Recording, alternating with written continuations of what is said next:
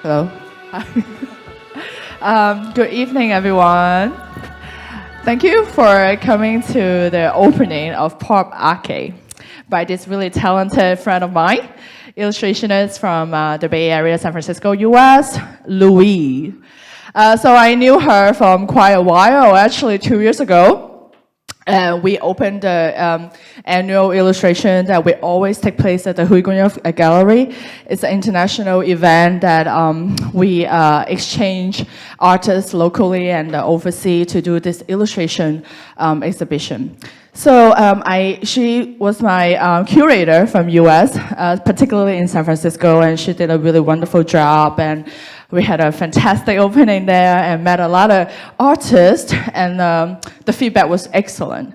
And I got to know her work more, and I just found out there's so many interesting elements in her painting, in her way of thinking. She doesn't really talk much. I wouldn't say she's a talker, but her work really expressed it all. She's really fun and pop, and I was thinking, well, I haven't really seen much of a pop art exhibition in Macau, and I thought it would be a really great idea to bring her here to open. So we've been planning this since 2 years ago, and finally it happens.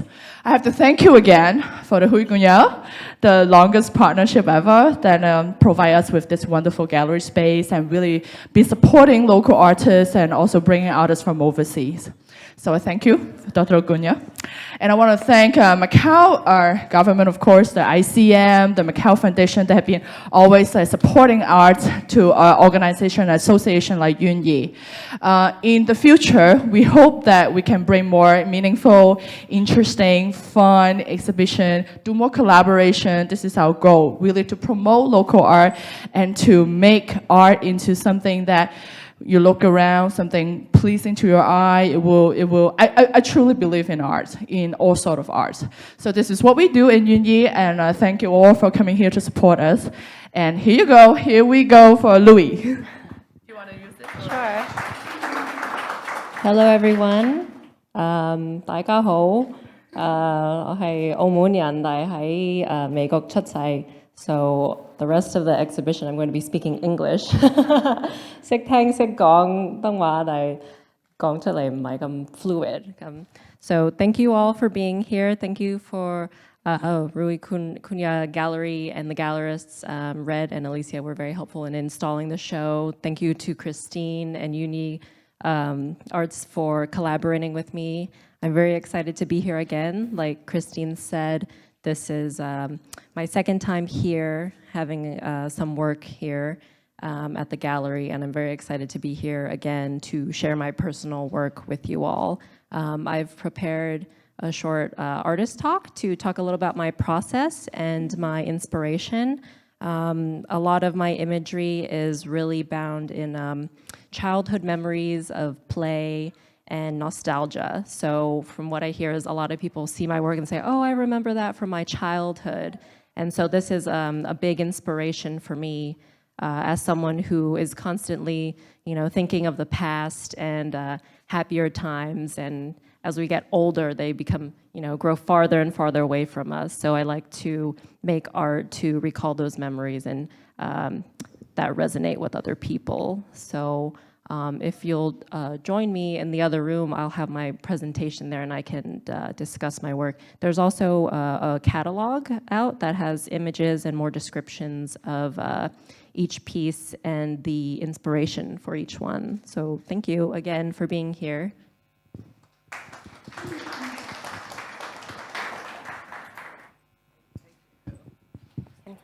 Is it on? Okay.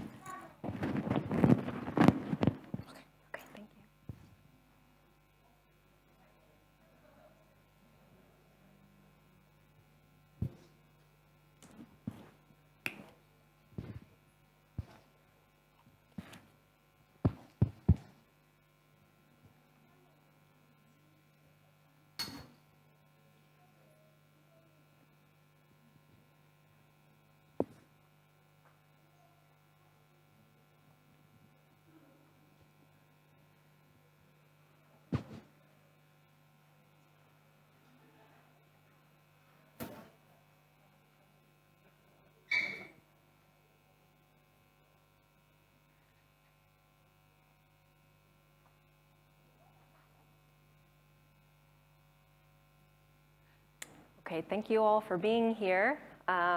This is my art exhibition, Poparcade. A little bit about myself. My name is Louise Leong. I am a California-based artist. I mainly work in silkscreen printmaking, which is typically used commercially to make t-shirts. That's what I studied in school, but in a fine art application. My connection to Macau is that my family is from Macau, and I have a lot of my extended family here tonight. So thank you for being here to support me. This is a very special opportunity for me to be here as an artist and connect with my homeland and share myself this way. As Christine said earlier, I was the U.S. curator for our Macau San Francisco illustration show, and that was a wonderful opportunity. Julia Lam, who's in the audience, was also in our exhibition, and she helped greatly in the design process for the booklet, which is beautiful. So I hope you all take one and look through and read my inspiration more detailed. So a little bit about my inspiration. I mentioned earlier that I'm very inspired by, childhood play, memories, and generally like children's media, comic books, cartoons.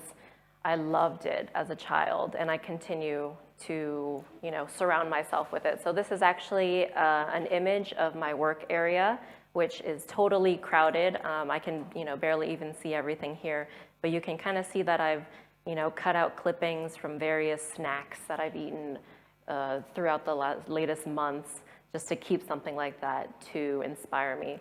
So I think part of the reason why mascots and cartoons are so special to me is because as a child, even before you can speak, you recognize images.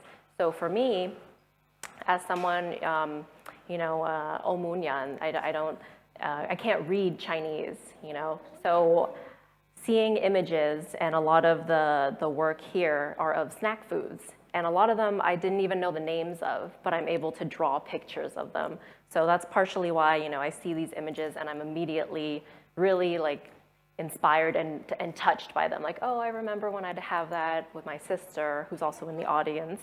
And so these are some scans of some of the things that I've collected over in the last year. So, this is of the Botan rice candy that I have a gouache painting of, some Portuguese sardines, or little illustrations like this. So you can be sure that on this trip I've collected a lot more material to bring back to the States with me. So here is some of my other work, my illustration work, and a lot of my work features little characters like this. This particular one, most of them actually are kind of like reflections of myself. I actually looked very similar to this fat little girl as a child, and so I think of her as a reflection of myself. These images, you can kind of see that they're very illustration-like little characters, and they all have different stories that I come up with. This is an example. Actually, both of them are screen prints. So for those who aren't familiar with screen printing, you're pushing ink through a frame of mesh fabric, kind of like a stencil. So each color is a layer of a different color. Here are some other characters of mine. These are screen printed cards. And so the one on the far right is the Cupid. And then this is kind of like a quick little video from Instagram of me pulling the final image. So you can kind of see I'm using a squeegee to print the final key. So this shows you each layer. So that's the base layer, the second, and I printed it a little bit offset so you can kind of see. And there's the final. So for me, it's very satisfying to pull the final key image. It's the black outline that is very exciting. So that's the printmaking that I typically do. And so printmaking is really great because you can make a ton of them at once. And so you can get a lot of things out. A lot of the other printmakers and I would trade prints and zines and things like that. So making multiples to make it more accessible is really important to me. These are some other prints that I've done. And so these are kind of like my base characters. And eventually I made so many images of them that I kind of wanted to expand and make the world even larger. So similar to like cartoon characters, you know, they're on food, they're on toys, things like that. So I started moving towards creating toys with my printed characters on them, because silkscreen you can print on most objects. So this is like a membership card. This is my boxer character. I kind of modeled this after the cards you can cut out from a cereal box and send to get a toy.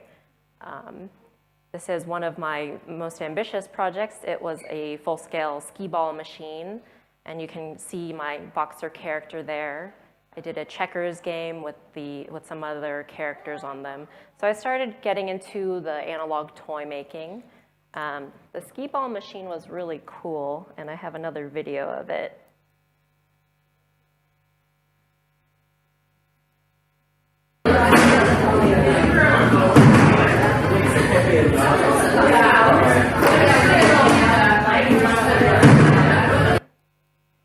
So that was really fun to have it. That child was a little rough with it.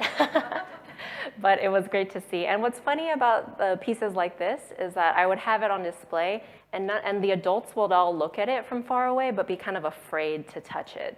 They would all just kind of look at it at arm's length, but the little kids would run right up to it and play. So that's kind of like the feeling that I want to get, is like people to interact with the art. So the pieces that you see here are smaller scale, because it's, you know, I can't make one of these every day. So I ended up adapting wooden panels that you would typically paint on or get at an art supply shop, and then put my screen prints in them so I can make multiples. So I've built around them with basswood.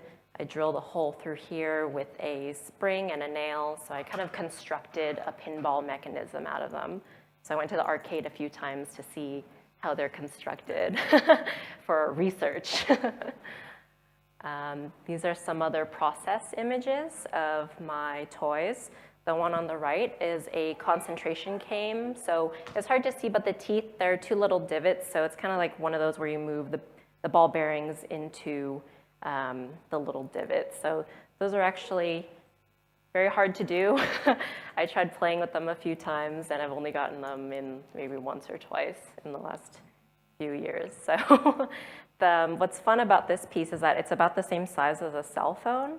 So it's kind of like, instead of playing with your cell phone, you can play with a little toy like this. It's unexpected. So part of my process for coming up with imagery is I'll make a bunch of little thumbnail drawings like this. So actually, my live painting earlier, I had done a little thumbnail sketch. And I've actually brought some of them over the last few years. I've actually done thumbnail drawings for everything like this. So after my talk, I'll just lay them out on the piano for you all to look at. But you can see that, you know, working in this way has allowed me to work a little more looser and less tedious, you know, drilling holes and everything like that. So this is a more graphic style that I've started to work in.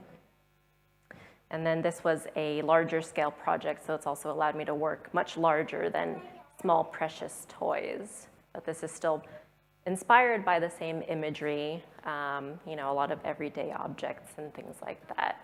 This is from an installation in San Francisco that was in the last year. So these are some scans of some of the thumbnail drawings. And as you can see, I kind of play around with the orientation of the shapes. I start off with a couple recognizable images, and drawing them in this way kind of animates them and allows them to move more, and your eyes just kind of bounce around them. So to me, it's related to the toys in how interactive it is. So I'll take everyday objects and animate them this way. In this case, I've taken a popular cartoon and kind of suspended them and stopped them in this way too. So this one is of the Bananas in Pajamas, which is on that wall to the left here. So I have all these, which are a lot of fun for me to do. So going back is like, I'm really inspired by wordplay and kind of humorous turns of phrases. And so for this show, actually, a lot of the pieces came out of these kind of weird free associations. So this one is kind of specific and obscure, but also just like totally silly. So I've got, this is a popular cake in the US, Hostess brand Ding Dongs. And so I've got Doraemon, known as Ding Dong, cut like the cake. So I start off with something like this, and then I kind of move on from that. So later on, you can see like the White Rabbit piece was inspired by motifs in the color palette from the White Rabbit candy, and also a Volkswagen White Rabbit, which is the car that my oldest sister Ines drove me to school in every day. So for me, this specific piece is very personal, but what I've heard is that a lot of people have memories with White Rabbit candy, and we also have some in the back for people to enjoy. So, you know, just these little memories that touch each people in different ways are really fun for me to create. This one is of a popular toy called Silly Putty. It's similar to Play-Doh, and what's known about it is if you stick it on newsprint, it'll copy it. It'll pull the toner off the newspaper. So what I've done is I've taken this character named Putt Putt, which was from a game that I used to play, and I did a graphite transfer of it. So it's Putt Putt in Silly Putty Land. That's a smaller piece on that wall to the right.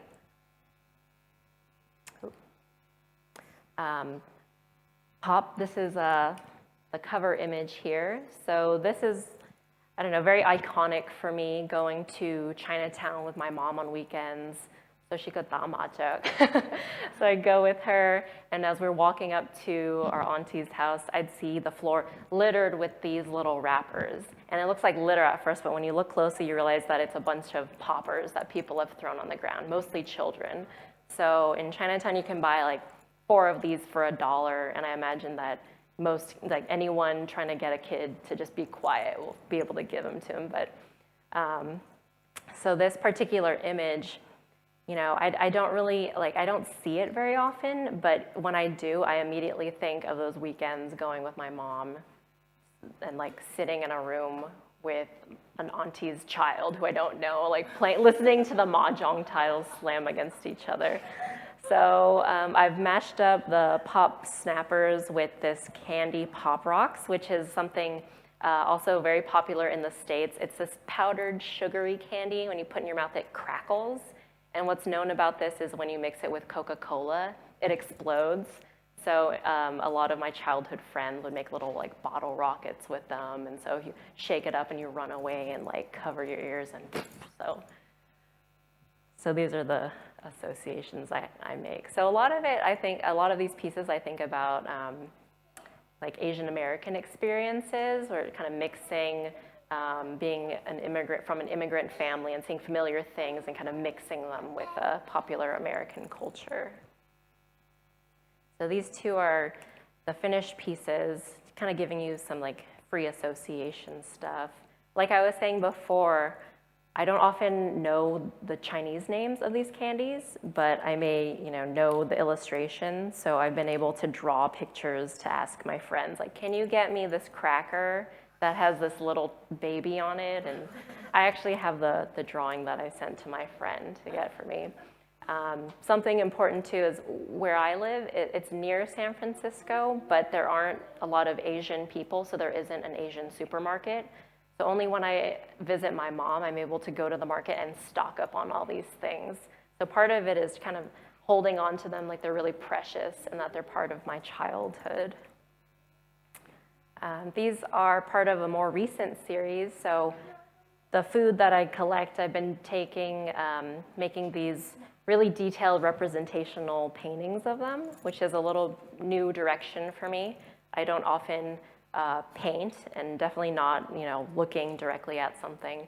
So these are fun for me too, because like I said, like I don't read or write Chinese. So for me, I'm just kind of like matching it up and looking at it. It's kind of wonky looking, and I know that over here it starts getting kind of crooked, but a lot of people have been able to see it and they immediately have a fond memory of it. So for me, like Waipalai is like so common in Macau. It has a different connotation here than it does for me in the US, where it's something really precious, like a special snack. So seeing it here all the time, it's kind of funny, like, and now it's in the gallery. But for me, it's a very, very special treat. So that's a little bit about my process and inspiration. In the booklet, I've got more captions on each piece if you're curious about, what inspired it or what they're made of. And then, like I said before, like nostalgia is like a very important part of my process. It's not always conscious.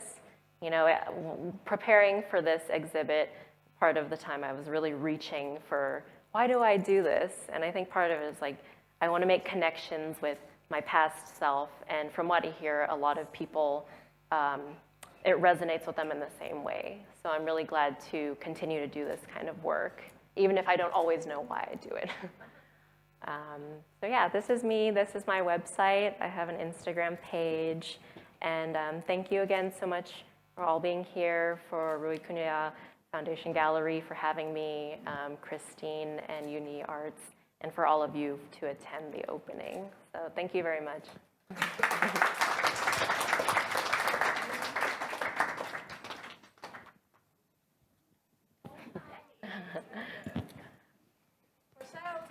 You